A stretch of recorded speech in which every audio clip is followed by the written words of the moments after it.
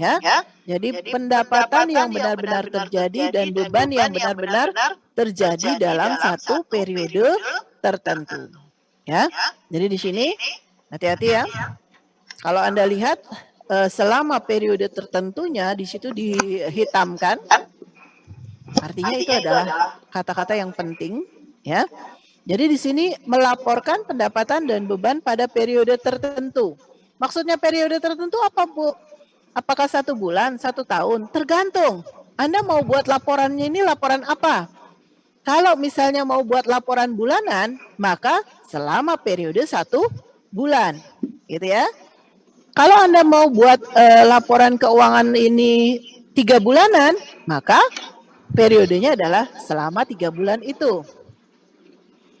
Kalau Anda mau buat laporan keuangannya adalah tahunan, kita mau melaporkan melihat kondisi perusahaan dalam setahun, maka periodenya tahunan, dimulai dari 1 Januari berakhir 31 Desember. Jelas ini maksudnya? Yang dimaksud dengan laporan laba rugi? Jadi isinya hanya pendapatan dan beban saja yang benar-benar terjadi, ya, selama periode tertentu. Ya, selama periode akuntansi tertentu. Ya, jadi periode akuntansinya itu tergantung. Mau bisa bulanan, bisa 3 bulanan, bisa 6 bulanan. Nah, ya semi annually, jadi 6 bulan sekali bikin laporannya, atau bikin laporan setahun sekali. Nah, tergantung perusahaannya. Ya. Kemudian yang kedua, ada pertanyaan dulu? Isinya cuma pendapatan dan beban, ya. Oke, kita lihat dulu contohnya. Yang contoh yang kemarin, latihan. Nah, dalam pembuatan laporan keuangan, yang perlu diingat adalah ini ya. Kalau Anda lihat di sini, laporan keuangan terdiri dari ini saya mau coret-coret nggak bisa. Belum nemu ini. Saya belum pernah soalnya pakai HP untuk presentasi. Baru kali ini. Jadi ya mohon maklum aja, ini juga ada iklan lagi bawahnya. Oke ya. Jadi kalau dilihat, Anda lihat nih bentuk laporan keuangan ya.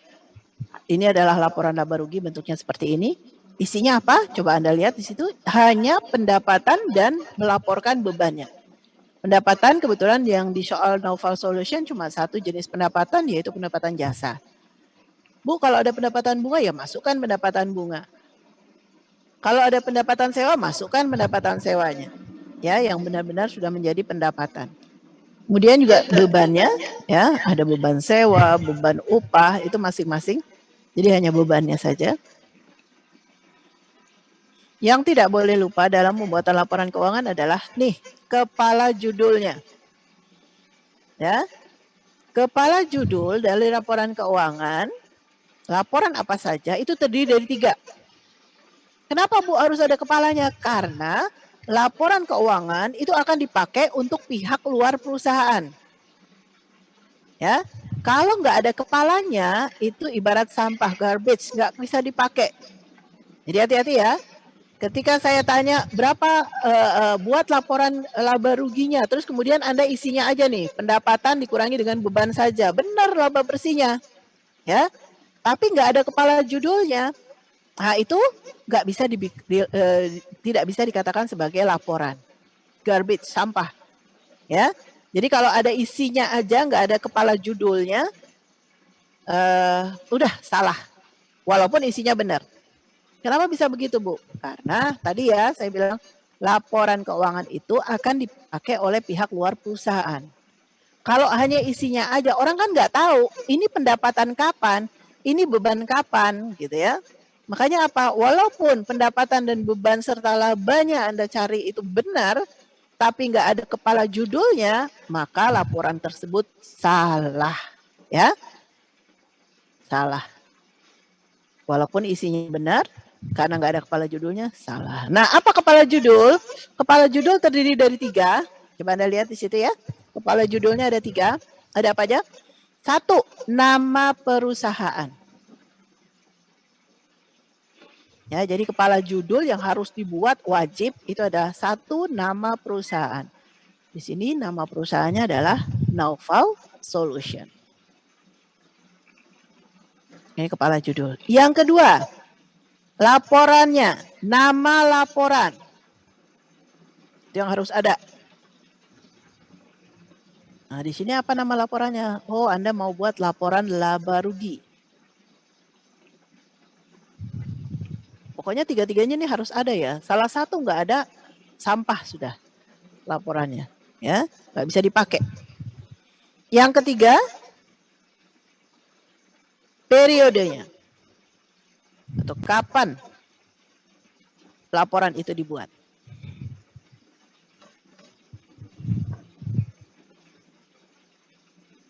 Sudah? Jadi kepala judulnya harus ada. Ibaratnya begini ya, kenapa kepala judulnya harus ada? Saya ibaratkan laporan itu seperti orang. Ya, laporan itu seperti orang. Orangnya utuh, dari leher sampai badannya ada, tapi kepalanya nggak ada. Kira-kira orang itu bisa hidup nggak? Nggak bisa hidup ya? Mati. Nah, sama laporan juga begitu. Kalau tidak ada kepala judulnya, laporan ini mati, laporan ini sampah, laporan ini nggak bisa dipakai, gitu ya. Jadi harus ada kepala judul, penting, ya.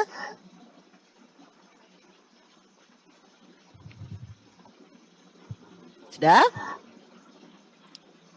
Ada pertanyaan dulu sampai di sini sebelum saya lanjutkan tentang kepala judul. Ibu, ya, silakan. Itu kepala judulnya emang harus tulisannya besar semua gitu atau enggak harus, Bu? Huruf besar ini enggak, ya pokoknya mau huruf besar huruf kecilnya enggak masalah, yang penting harus ada kepala judulnya. Cuma kan kalau misalnya dalam bahasa Indonesia judul itu minimal nama perusahaannya itu ya, N-nya itu harus besar ya. Misalnya PT-nya harus besar. Jadi nggak mesti harus apa namanya tuh huruf besar semua, nggak mesti. Ya.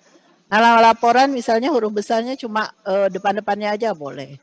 Bu, kalau mau dibuat huruf besar semua nggak masalah, ya. Nah, kemudian yang ketiga ini, yang baris yang ketiga, karena ini laporan laba rugi, khusus untuk laporan laba rugi, laporan perubahan modal, nanti harus ada kata-kata ini.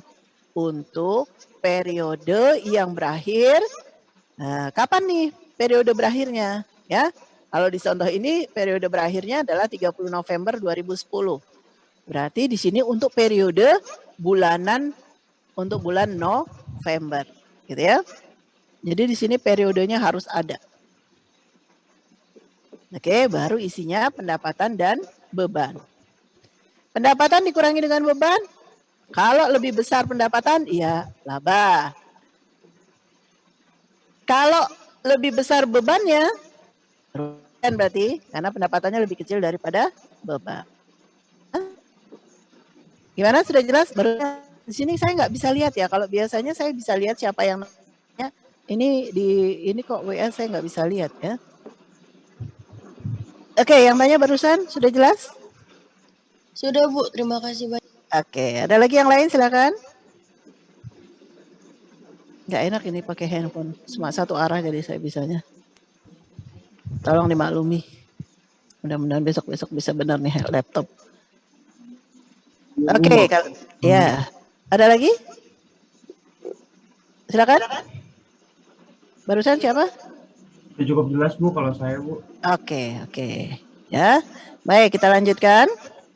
Kembali lagi. Kemudian yang kedua, laporan perubahan ekuitas. Statement of Owner's Equity.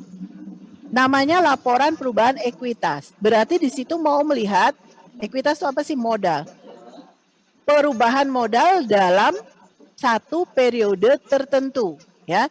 Jadi di sini kita mau lihat ini adalah laporan yang berisi ringkasan dari perubahan ekuitas pemilik selama periode tertentu. Sama dengan laba rugi ya. Selama periode tertentu. Jadi kita mau cerita tuh dalam misalnya kalau laporannya itu bulanan, kita mau cerita dalam satu bulan itu modal awalnya berapa ya? Nah, modal yang awal tadi misalnya awal bulan kita mau buat laporan bulanan. Awal bulan saya punya modal 1 juta. Ya. Nah, kemudian akhir bulan berapa ya modalnya? Nah, di sini kan dipengaruhi oleh apa kalau modal? Masih ingat tadi? Ada 4? Modal dipengaruhi oleh apa aja? 4? Pendapatan. Pendapatan, apa lagi? Beban. Beban, terus? Price, Bu. Price. Setoran modal. Nah, 4 kan? Nah, berarti apa? Karena dipengaruhi oleh 4 tadi, maka yang 4 tadi itu masuk ke dalam laporan perubahan ekuitas. Cuma pendapatan dan beban kan tadi sudah ada gimana? Di dalam laporan laba rugi, ya kan?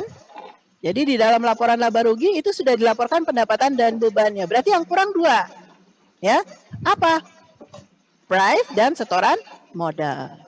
Kemudian masuk nggak Bu yang laba pendapatan dan bebannya? Masuk, ya. Dimasukkan. Dalam bentuk apa? Ini tadi, ya. Jadi misalnya ini ya, jangan lupa ya. Nama perusahaan Noval Solution. Oh, ini nggak bisa dirubah ya. Oke. Mana ini ya? Yang oke, dia nggak bisa berubah ya. Oke, slide-nya bisa dilihat slide itu ya. Jadi di sini ada modal awal 1 November berapa ya? Kemudian ada investasi nggak? Oh ya, ada investasi. Kalau nggak ada investasi atau setoran modal ya 0 gitu ya. Terus kemudian laba bersih. Laba bersih diambilnya dari mana? Dari laporan laba rugi. Ya. Jadi intinya apa? Pendapatan dan beban tetap dilaporin. Cuma dalam bentuk apa? Sudah dalam bentuk akhirnya. Yaitu laba atau ruginya yang dilaporkan. Jadi misalnya ini ada laba bersih berapa ini ya? Selisihnya itu tadi ya diselisihkan. Ini dapat laba bersihnya ya. Terus kemudian laba bersih itu akan menambah modalnya.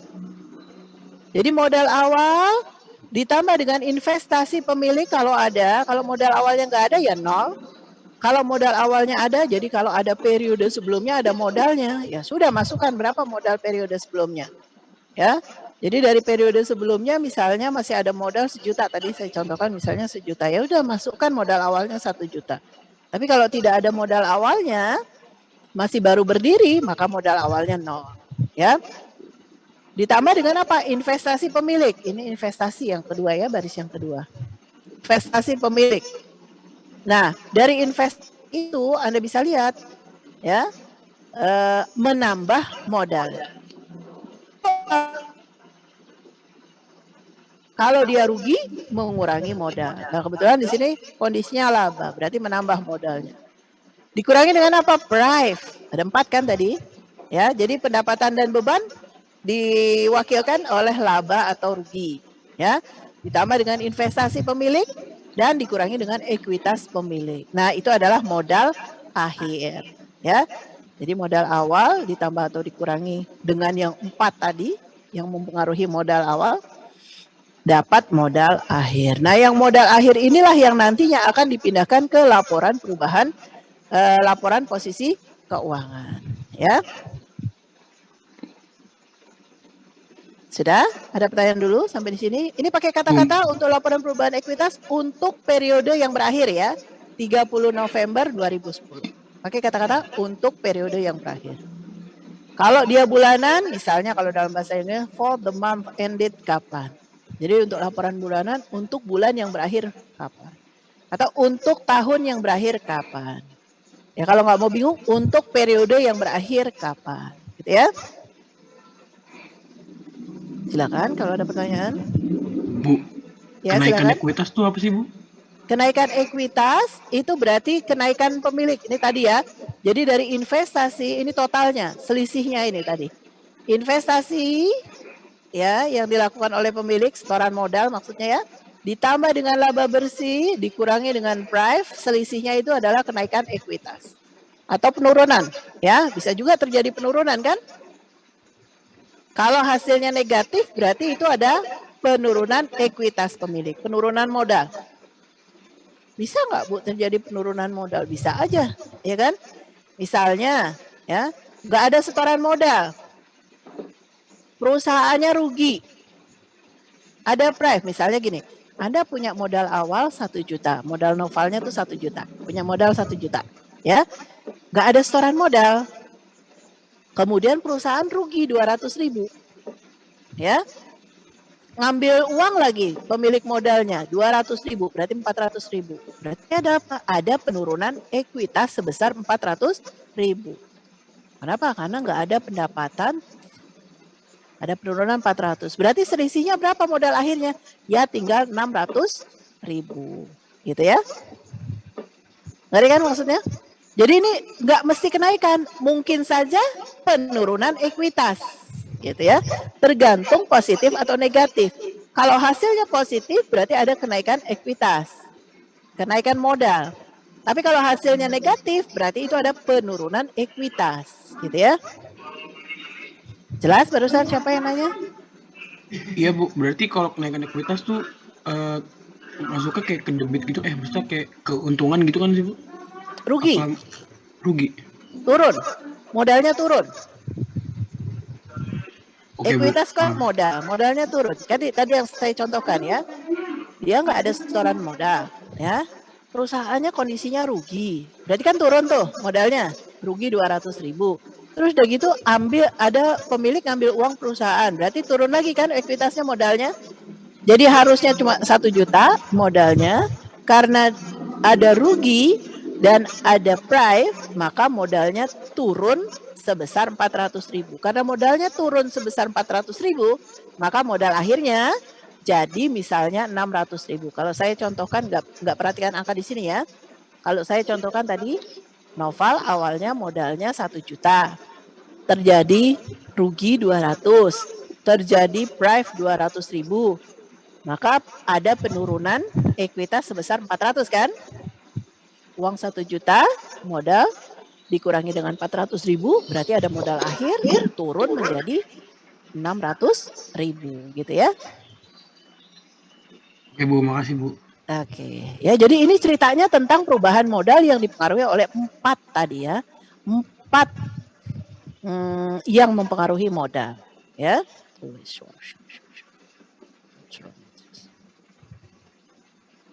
Oke. Mana sih? Ada lagi yang mau ditanya? Nah, modal akhir ini akan masuk ke dalam laporan posisi keuangan ya. Modal akhir akan dimasukkan dalam posisi keuangan. Apa itu laporan posisi keuangan? Dulu mungkin Anda kenalnya sebagai neraca ya. Kalau ada yang pernah belajar di SMA itu mungkin atau SMK yang mempelajari akuntansi mungkin masih pakai bahasa neraca atau balance sheet ya. Nah sekarang untuk perusahaan-perusahaan yang terbuka itu nama laporannya bukan lagi neraca ya, bukan lagi balance sheet. Kita pakai istilah laporan posisi keuangan atau biasa dikenal dengan statement of financial position. Oke, jadi yang dulu pernah belajar neraca, ini maksudnya sama dengan neraca, cuma namanya sudah dirubah ya. Sudah dirubah menjadi laporan posisi keuangan. Isinya apa laporan posisi keuangan?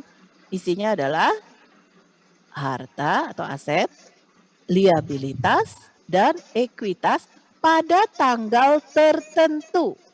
Beda ya. Kalau laporan laba rugi dengan laporan perubahan ekuitas itu pada selama periode tertentu, tapi kalau laporan posisi keuangan bicara tentang pada tanggal tertentu. Ya, itu yang membedakan laporan posisi keuangan dengan laporan yang lain. Maksudnya apa? Jadi kita mau lihat posisi keuangan pada tanggal itu berapa.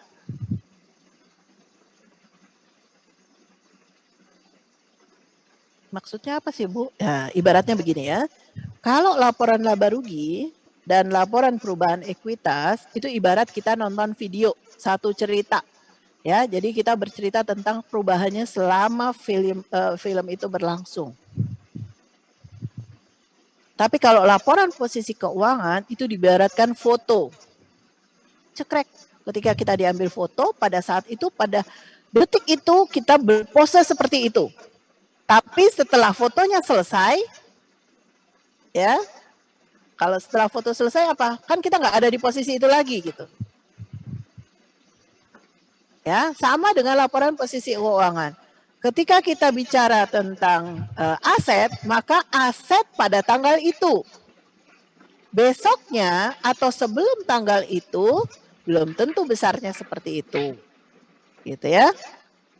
Jadi kita mau bicara kas pada tanggal kita buat laporan. Kita mau bicara piutang pada tanggal kita buat laporan. Pada tanggal berikutnya, hari berikutnya, ya sudah terjadi perubahan. Udah nggak bisa dikatakan sama lagi gitu ya. Jadi nggak bisa kita nanya gini, kas tanggal 31 Desember 1 juta. Ketika Anda lihat di tanggal 5, loh kok nggak ada 1 juta ya? Kenapa? Kemana uangnya? Padahal kamu bilang tadi tanggal 31 Desember di laporan besar uang kasnya sebesar 1 juta. Nggak bisa bilang begitu kita. Kenapa? Karena sudah berubah. Ya, ada pertanyaan dulu di sini? Jadi isinya apa? Laporan posisi keuangan isinya adalah aset, liabilitas, dan ekuitas pemilik. Ya, asetnya tadi ya terdiri dari kas, perlengkapan, tanah, di total berapa? Kewajiban totalnya berapa? Ekuitas pemilik, modal, masukkan modal akhirnya di sini ya. Ini modal akhirnya kan ada 26.050. Maka yang dimasukkan adalah modalnya modal akhir. Nah, kalau Anda lihat di sini ya, antara laporan yang satu dengan laporan yang lain, itu saling terkait, ya, saling terkait. Artinya laba bersih akan masuk ke laporan perubahan ekuitas sebagai penambah kalau laba. Kalau di sini kondisinya rugi, maka akan mengurangi ekuitas pemilik. Ya, itu. Kemudian modal akhirnya akan mempengaruhi laporan posisi keuangan. Jadi yang dimasukkan dalam laporan posisi keuangan adalah modal akhir. Ya, modal akhir yang diambil dari laporan perubahan ekuitas. Jadi terkait ya antara laporan yang satu dengan laporan yang lain. Nah ini kalau sisi kiri terdiri dari aset, sisi kanan itu adalah kewajiban dan ekuitas pemilik, ini disebut dengan bentuk akun. Ya, jadi neraca ini disajikan dalam bentuk akun. Kenapa? Karena sisi kiri kita tulis aset, sisi kanan kita tulis kewajiban dan ekuitas pemilik. Selain bentuk akun, ada lagi bentuk Mbak, Mas Soleh.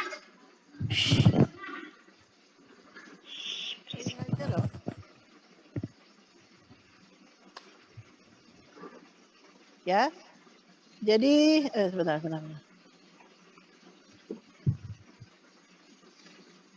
Yang di rumah lupa kalau saya lagi ngajar.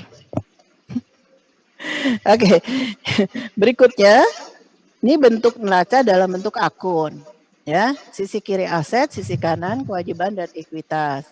Nah, ada bentuk neraca lain yaitu bentuk laporan. Jadi tergantung Anda mau buatnya seperti apa. Bentuk laporan atau biasa dikenal dengan report form, laporan report REPORT ya, report form. Nah, kalau yang report form yang seperti apa? Kalau kewajiban dan ekuitas pemiliknya ditaruh di bawah. Jadi disusun aset, kemudian bawahnya itu kewajiban dan ekuitas pemilik. Itu bentuknya namanya report form.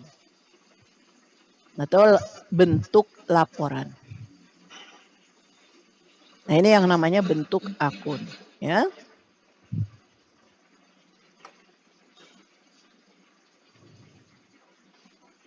Nah ya, ini di bawah. Itu namanya report form.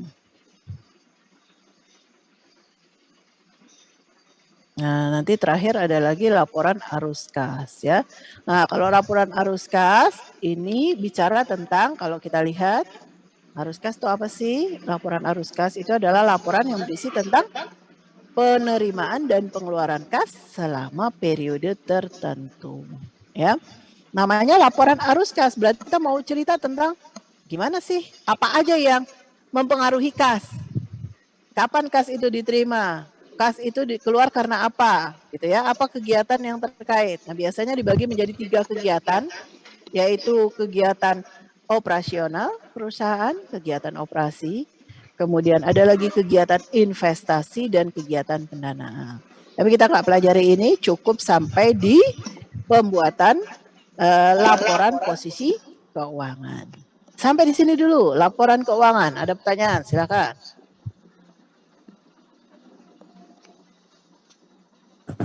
Ada yang mau ditanyakan? 3 laporan. Ingat ya tadi bentuknya ya. Kepala judul nggak boleh lupa. Nah kalau kita lihat, kalau laporan posisi keuangan ceritanya per 30. Nggak pakai kata-kata untuk periode yang berakhir. Ya, dia langsung tanggal pembuatannya untuk laporan posisi keuangan. Kalau dibuat tanggal 30 November 2010, maka nggak pakai untuk periode yang berakhir. Langsung tanggal pembuatannya. Beda dengan ini ya. Yang 2 lainnya kan pakai kata-kata untuk periode yang berakhir. Ya, tapi kalau laporan posisi keuangan langsung tanggalnya aja. Bikinnya tanggal berapa, nah itu yang dimasukkan. Ya. Silakan, kalau ada yang mau ditanyakan. Sebelum saya lanjutkan. Ada lagi yang mau ditanya?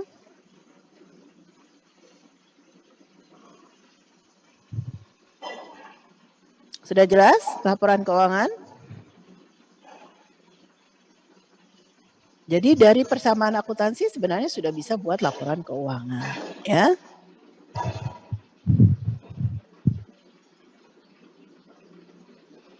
Cuma masalahnya kalau transaksinya terlalu banyak, persamaan analisis persamaan akuntansi sudah sudah repot gitu ya. Padahal kan kita kalau mau buat itu untuk meringkas, untuk memudahkan membaca laporan keuangan ya. Tapi kalau banyak transaksinya, nah itu akan merepotkan kalau hanya menggunakan persamaan akuntansi ya.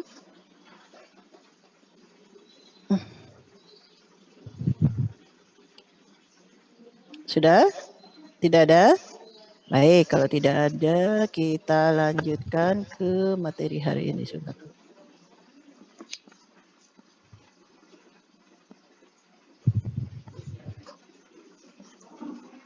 Analisis laporan keuangannya nanti aja.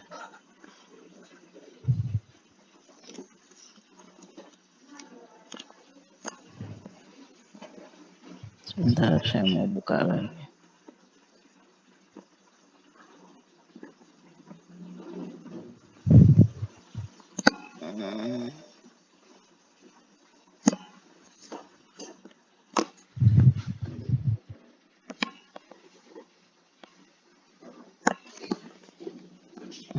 Oke.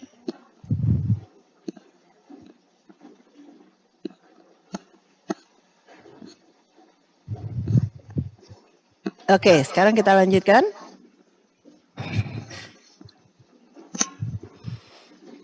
Kita lanjutkan ke siklus akuntansi, ya.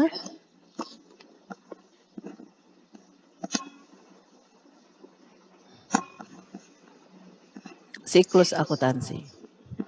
Jadi persamaan akuntansi itu hanya belajar bagaimana melihat atau menganalisis transaksi. Tapi siklus akuntansi yang sebenarnya ini ya. Jadi nanti yang kita pelajari apa? Nah, kalau ada bukti transaksi, maksudnya bukti transaksi apa? Ingat ya, prinsip akuntansi apa? Bahwa setiap transaksi itu harus ada buktinya, ya. Dari bukti itulah yang mau kita catat, itu yang nggak boleh lupa, ya. Jadi misalnya apa? Ada kalau ada apa namanya? Kwitansi, ya, kwitansi transaksi pembelian. Nah, baru dari kwitansi transaksi pembelian atau ada invoice dari transaksi penjualan, ya, itu baru kita catat Nah, pencatatan akuntansi yang pertama kali itu disebut dengan jurnal. Bagaimana Bu bentuknya nanti kita pelajari ya. Setelah kita buat jurnal, apa langkah berikutnya? Langkah berikutnya setelah buat jurnal adalah kita akan masukkan ke dalam buku besar atau jika diperlukan kita masukkan ke dalam buku pembantu. Buku besar itu disebut dengan general ledger, bukan big book ya. General ledger, buku pembantu itu disebut dengan subsidiary ledger ya. Setelah buat buku besar atau buku pembantu, jika diperlukan, kita buat neraca saldo atau dikenal dengan trial balance ya. Setelah buat trial balance, kita buat jurnal penyesuaian atau adjustment entries. Jadi ini nanti sampai dengan UTS, kita akan mempelajari semua ini ya, sampai terakhir. Makanya saya bilang, akuntansi itu ceritanya bersambung. Artinya, UTS tuh nanti Anda sampai ke buat laporan keuangan. Padahal mungkin hari ini kita hanya buat jurnal aja. Minggu depan kita masuk misalnya buku besarnya. Minggu depannya lagi masuk ke jurnal penyesuaian dan neraca lajurnya misalnya. Berarti kan ceritanya bersambung. Ya, karena ceritanya bersambung, hati-hati jadi harus dipahami. Karena salah dalam satu proses, maka Anda akan salah dalam proses-proses yang lainnya. Ya. Oke, setelah neraca saldo, buat jurnal penyesuaian. Setelah buat jurnal penyesuaian, jika diperlukan kita akan bikin worksheet atau neraca lajur. Setelah itu buat laporan keuangan yang tadi sudah kita pelajari.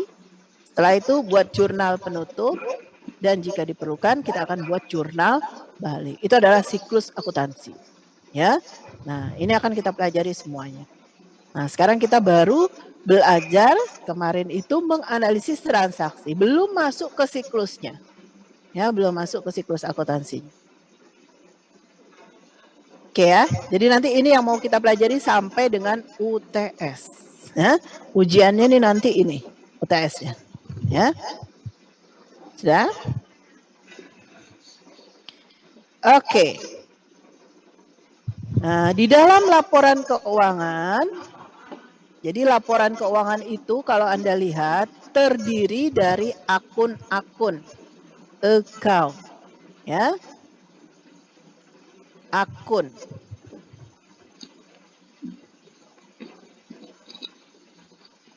Apa maksudnya akun? Kita lihat ya. Jadi sebelumnya kita sudah belajar mengelompokkan akun-akun. Account, bahasa Inggrisnya. Akun, bahasa Indonesia. Atau biasa dikenal juga rekening. Ada juga buku yang bilang prakiraan. Sama aja maksudnya ya. Akun. Jadi kalau Anda baca buku terjemahan account itu ditranslate, diterjemahkan. Ada yang buku menerjemahkan akun, ada buku yang menerjemahkan itu rekening, ada buku yang menerjemahkan prakiraan. Maksudnya sama, ya.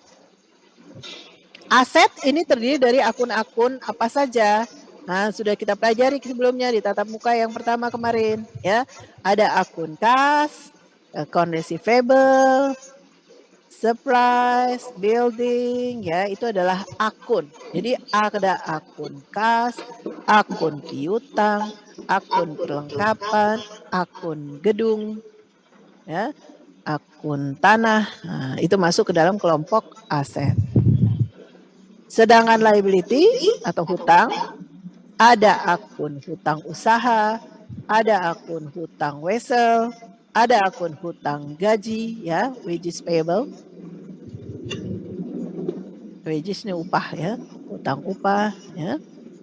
Nah itu akun, yang disebut akun tuh satuannya.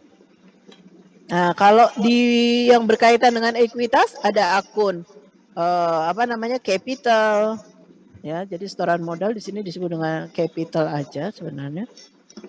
Kemudian kalau penarikan pribadi itu ada akun drawing atau prive ya. Penarikan pribadi. Kemudian pendapatan ada pendapatan jasa atau fees earn ya. Ada pendapatan komisi atau commission revenue. Bebannya ada beban sewa rent expense, ada beban gaji salaries expense, ada beban utilitas atau beban utility ya. Jadi kalau beban listrik, air, telepon biasanya masuk ke dalam kategori beban utility ya. Jadi listrik, air, telepon tuh masuk ke beban utility biasanya. Oke. Nah, kumpulan dari akun-akun itu disebut dengan buku besar atau ledger.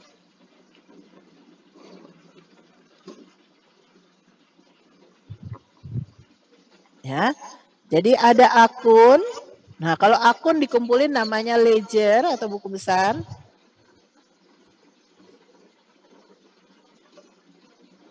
Nah, kalau Anda buatkan daftar, maka daftarnya adalah namanya daftar akun, chart of account. Bentuknya gimana akun?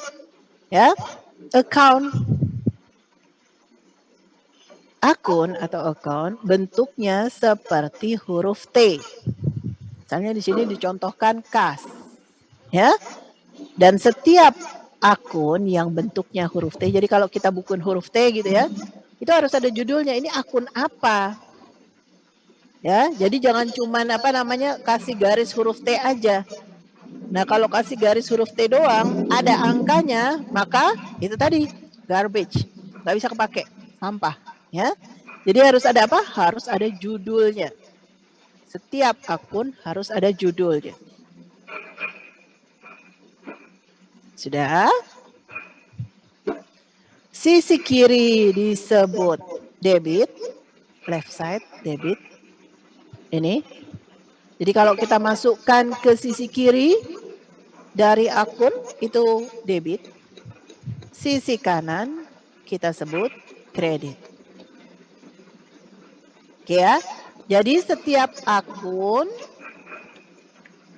itu sisi kirinya kita sebut debit, sisi kanannya kita sebut kredit, ya.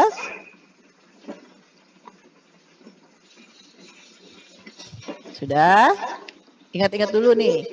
Akun apa aja Bu yang sisi kirinya debit, kanannya kredit? Semua akun. Mau itu akun aset, ya yang masuk dalam kelompok aset, mau itu akun yang masuk dalam kelompok liabilitas, mau itu akun yang masuk dalam kelompok ekuitas, itu semuanya sisi kirinya disebut debit, sisi kanannya disebut kredit, ya. Jadi nggak cuma kas aja, nggak cuma kelompok aset aja. Semua kelompok sisi kirinya disebut debit, sisi kanan kredit, ya. Sudah? Pertanyaan dulu.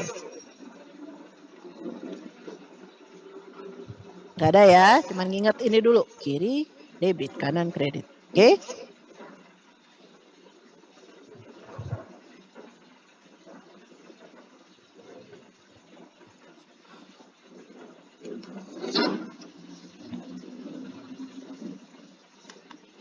Oke, ini nanti ya. Nah, bagaimana kita membuat jurnal? Ya. Untuk membuat jurnal, ada kunci yang harus Anda ingat. Namanya kunci ya, harus diingat, wajib.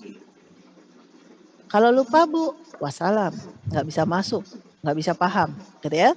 Jadi ini kunci yang wajib diingat ketika Anda buat jurnal. Wajib hukumnya diingat.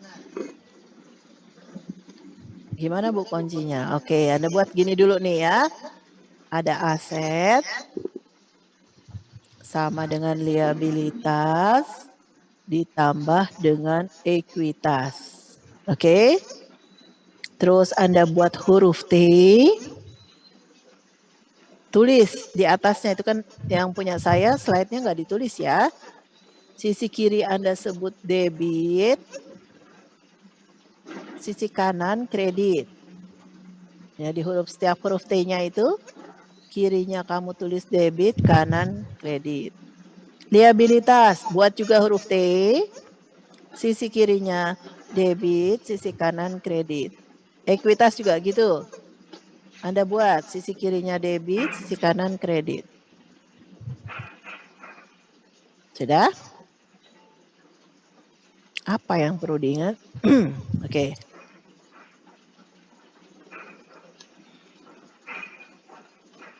Udah selesai buatnya? Dicatat nih. Udah selesai buatnya?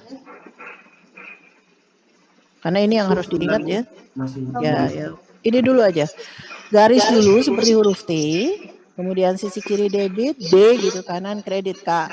Liabilitas buat huruf T, sisi kirinya Anda tulis D, kanannya K. Gitu biar ingat ya. Ekuitas buat huruf T, sisi kirinya debit, sisi kanannya kredit.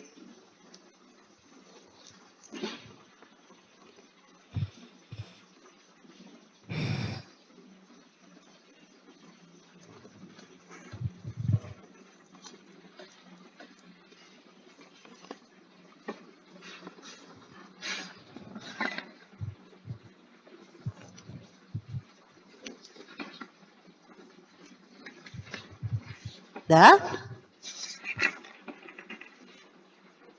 Oke, sekarang kita lihat aset. Kan aset terdiri dari banyak akun ya. Cash, piutang, kas, piutang, persediaan, perlengkapan, kemudian tanah, bangunan ya. Nah, pada prinsipnya aset bertambahnya ada di debit. Nah, kasih tanda tambah. Jadi aset bertambahnya ada di debit. Maka kita bilang saldo normalnya ada di debit. Kasih tanda plus di situ. Ingat aja, pokoknya aset bertambahnya ada di debit. Berarti berkurangnya di mana? Kredit. Ya nggak usah dikasih tanda di ininya. Biar apa? Biar Anda menghafalnya itu cukup satu. Nambahnya di mana? Oh berarti yang berlawanan itu adalah berkurangnya. Ya. Kalau Anda ditulis ini tambah kurang, tambah kurang, tambah kurang, ketika Anda lihat catatannya bingung nanti. Ya, mendingan cukup satu aja nulisnya, ditambah. Biar ngapalinnya gampang. Otaknya biar lebih mudah untuk memahami. Ya. Jadi aset bertambahnya ada di debit, berkurangnya ada di kredit, ya. Tapi kita tulis bertambahnya aja. Jadi dia saldo normalnya di debit.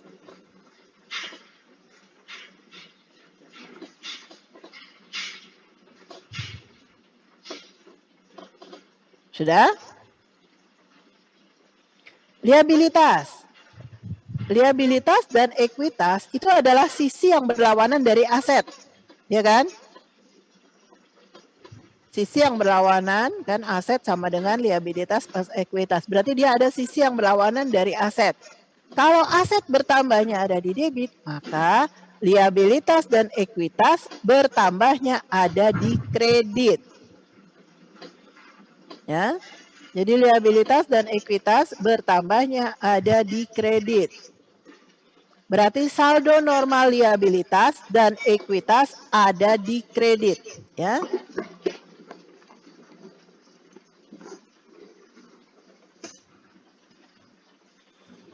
Sudah? Pahami dulu ini. Gampang-gampang susah ini ya. Gampang kalau sudah paham, susah kalau nggak ngerti ya. Ya iyalah.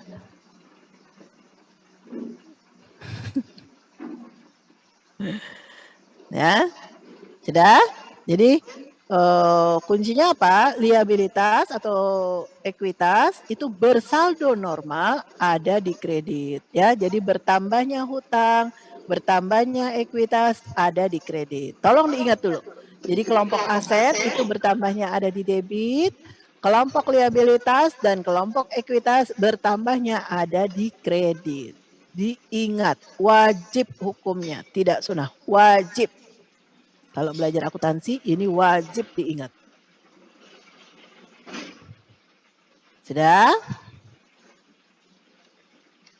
Nah, ekuitas sendiri atau modal itu kan dipengaruhi oleh 4 ya.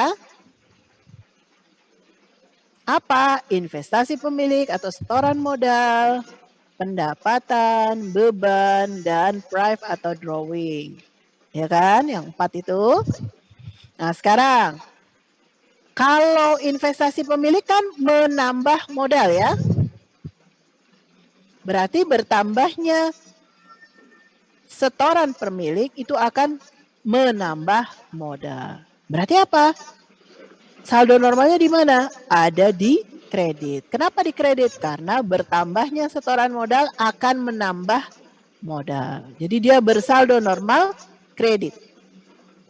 Karena menambah modal. Pendapatan juga begitu. Bertambahnya pendapatan akan menambah modal. Di mana modal bertambah? Kredit. Maka pendapatan juga bersaldo normal kredit.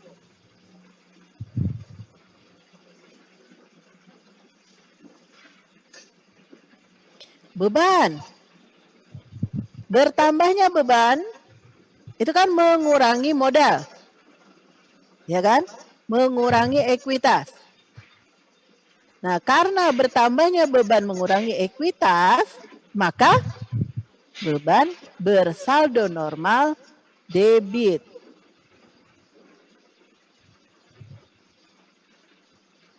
Begitu pula dengan drawing atau prive.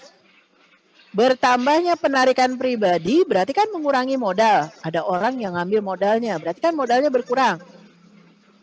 Nah, karena modalnya berkurang, maka bertambahnya modal itu akan mengurangi modal. Di mana modal berkurang? Di debit. Maka drawing saldo normalnya ada di debit. Ya, jadi bertambahnya di debit. Udah, semua akun-akun yang berkaitan dengan aset bertambahnya di debit. Semua akun-akun yang berkaitan dengan liabilitas bertambahnya ada di kredit.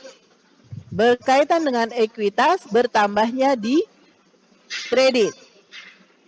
Ya. Oke, sampai di sini.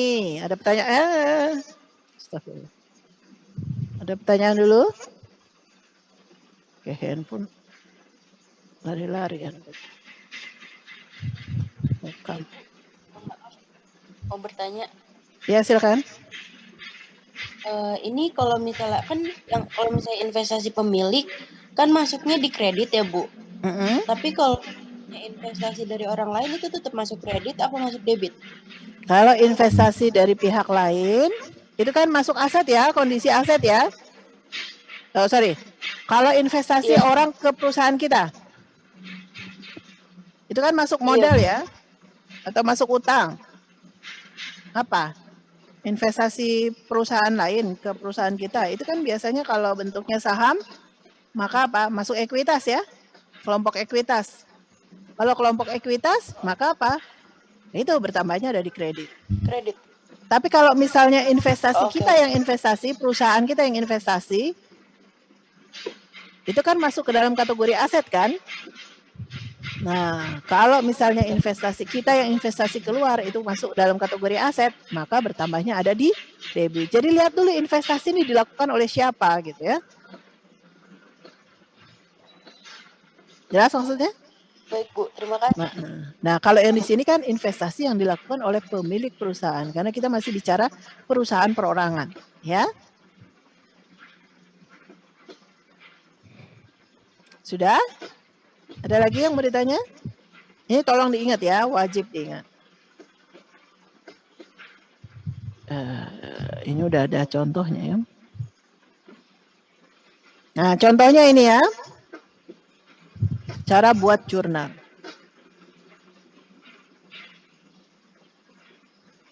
Jurnal yang lengkap isinya seperti ini bentuknya. Ya. Di sisi kanan ada halaman.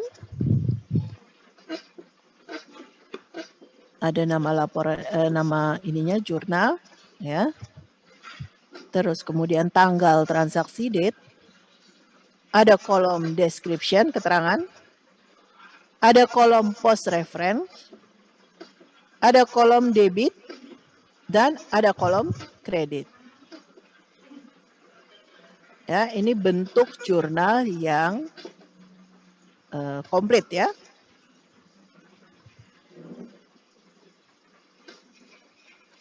Setiap jurnal itu harus seimbang antara debit dan kredit. Jadi setiap buat jurnal harus seimbang antara debit dan kredit.